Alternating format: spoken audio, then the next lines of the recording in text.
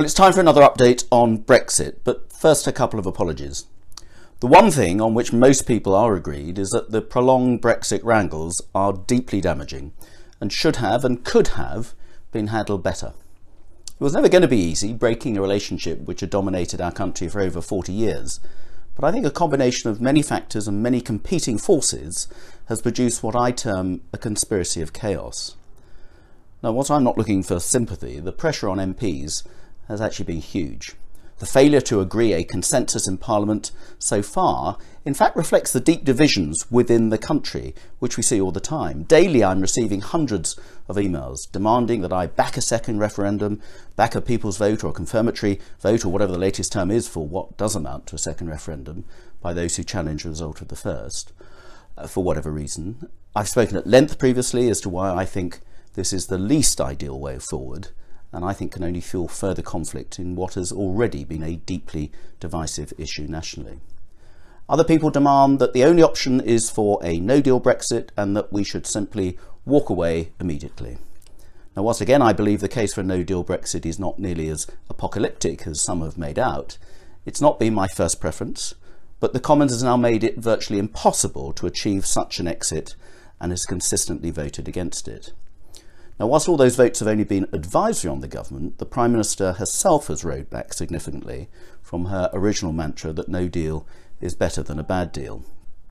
And I can now see no way we can actually reach a no deal exit unless the EU itself decided to put us out of our misery and say, no more extensions, leave now. But again, I think that's unlikely. I think that's unfortunate because sticking with the prospect of no deal was a strong bargaining tool with an EU determined to avoid such an outcome, but that negotiation is now at an end.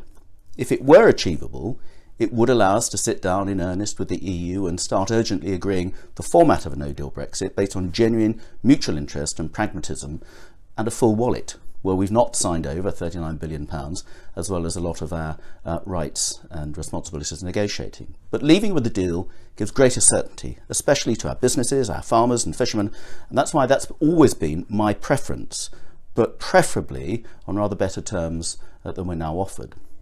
There are others who want me to vote against a hard Brexit vote, against a soft Brexit, a vote against a no deal or second referendum, all in the same email. Now, pleasing all your constituents, even some of the time, is a tough challenge these days. I know many constituents hold their views passionately, and many have written since the mass demonstration in London last week and the Remain petition. Now, I respect those views, whether or not I happen to agree with them, but my job is therefore to explain my thinking to constituents and justify the way that I have voted and intend to vote. And I think that in most cases, the way that many have come forward to assert their views so strongly is good for our democracy. But in a democracy, the majority view must prevail, and nothing has changed that truism. Now, I know that the vast majority of constituents appreciate that. Some have let their passions run perhaps a bit too high and have become increasingly resorting to abuse. That's not helpful. It's counterproductive. And let me assure everyone that I read all the emails that come to me, and whether or not constituents agree with my stance, I still seek to represent their views in Parliament and will engage with you in no less a way than those people whose views are closer to my own. To those who claim that not voting, as some would like me to, constitutes lack of leadership, or that I am in some way putting my personal agenda or party advantage ahead of what is good for my constituents, well, that is just way off the mark. Similarly, I think constituents would respect their MP even less if I were to change my vote or my whole stance on Brexit on a whim just to placate those who shout the loudest.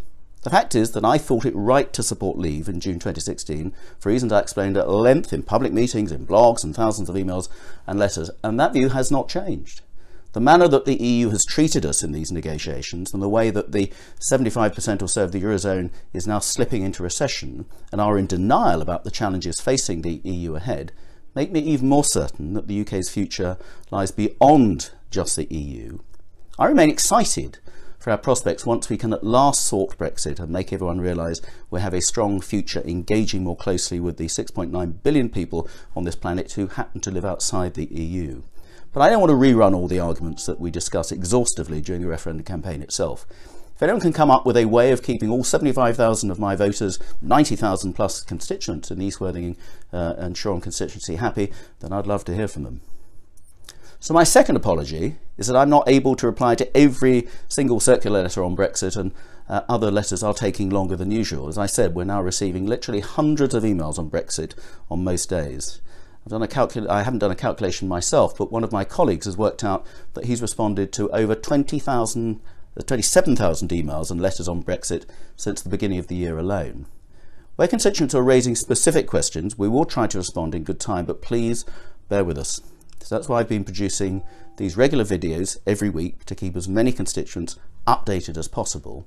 And the feedback has been really excellent, and they're getting seen by a lot of people. Now let's look at what has happened in the last week and what is coming up, though I've long since given up trying to predict what will happen next week, next day, or even in the next few hours. Such are the fast-moving events over Brexit. Today is March the 29th, the day Brexit should be happening. Instead, we're debating again a variation of the Prime Minister's meaningful vote for the third time. Now, I'm going to update you with the result at the end of this video in a few hours' time. The reason I say variation on the meaningful vote is that the Speaker has been making a series of unprecedented rulings, effectively rewriting the Constitution on the hoof. And because of this, MPs voted to take control of the parliamentary agenda, which is always the prerogative of the government, in an unprecedented move earlier this week. So because the government have been unable to get its proposed withdrawal agreement through twice, a majority of MPs decided that we would vote on a series of different options for dealing with Brexit, and we had no fewer than 8 separate votes just on Wednesday. These range from a no-deal vote to a second referendum vote to some variation of keeping some form of customs union, and many variants in between. But reflecting the lack of consensus within Parliament, every single one of those proposals was voted down. And unless the government's deal goes through before next Monday, it's likely that we'll go through the whole exercise again. Another war of attrition that I think is just unlikely to break the deadlock. So that's why I decided earlier this month that the only way ahead was to get behind the Prime Minister's deal, get the other side of Brexit, and create certainty and some degree of closure at long last. I voted against the deal in the first instance in January because it's far from perfect and does not deliver the clean Brexit that I favoured. I've not changed my mind either about this deal being suboptimal or that Brexit is still absolutely the right thing to do for my constituents and essential if we are to hold true to the clear instruction that the public gave us in the biggest national public vote we've ever seen back in the 2016 referendum. But the game has changed. Circumstances have changed. A coalition of MPs committed to remaining in the EU over the majority decision to leave by their own constituents. A Labour Party that has put political advantage ahead of national interest and just wants to provoke a general election.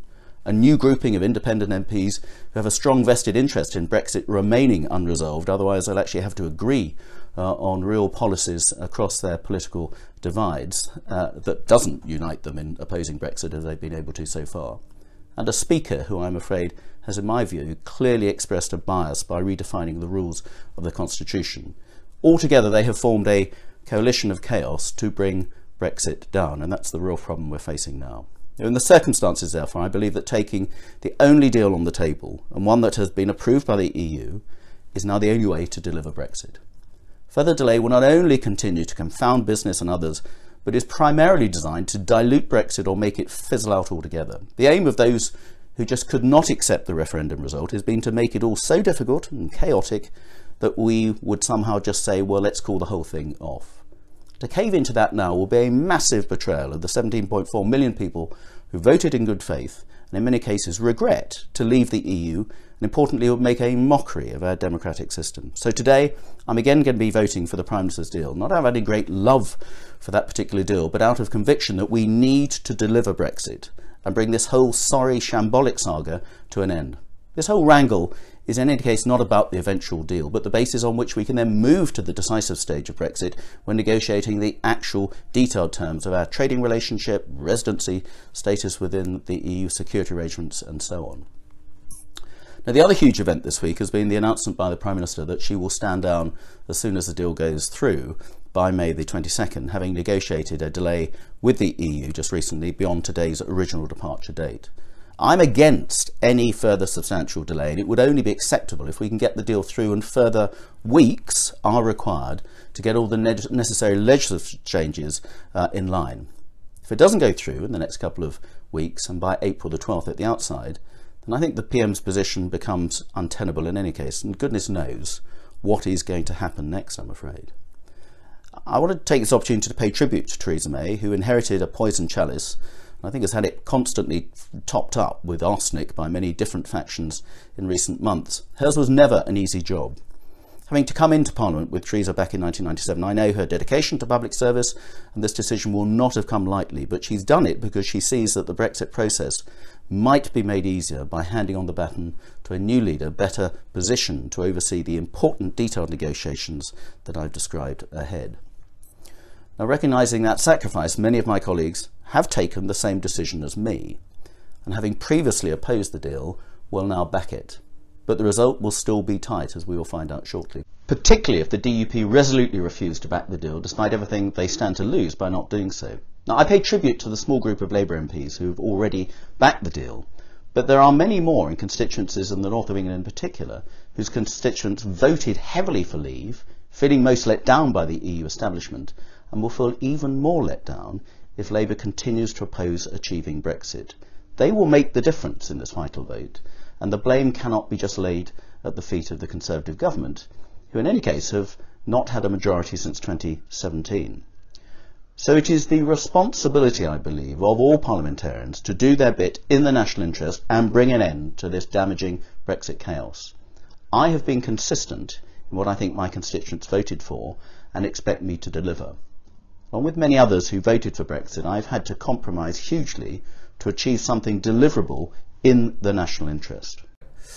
Well, I've just come directly from the Chamber. We've just had the result of the vote on the debate, and the government's motion has been defeated again by 344 votes to 286, albeit by a much slimmer margin than before, but still, for the third time, the government's withdrawal agreement has not gone through. So we're now in uncharted territory. On Monday we are going to have another round of indicative votes to see if there's any consensus amongst some of the other options, and there'll be various discussions, but this makes it even more predictable. This means the uncertainty is going to continue, and I think it's a great shame that we have come to this, but we will see what next week brings, and I'll continue to update as events unfold.